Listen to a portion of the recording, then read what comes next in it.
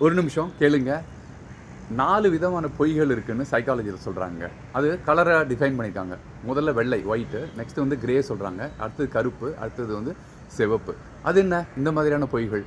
இப்போ யாரு அத கேட்குறாங்களோ அந்த பொய்ய, அவங்களுக்கு மட்டுமே சந்தோஷத்த குடுக்குற விஷயம் வந்து ஒயிட், வெள்ளை பொய்ன்னு சொல்றாங்க. அது வந்து ஒரு குழந்தைட்ட போய், "இன்னைக்கு நாள் ரொம்ப நல்லா இருக்கும். உனக்கு எல்லாம் கிடைக்கும். கடவுள் எல்லாத்தையும் குடுத்துருவாரு. சாண்டா கிளாஸ் வந்து இதெல்லாம் குடுத்துருவாங்க." அப்படின்னு ஒரு மாதிரி சொல்லி வைக்கிறது.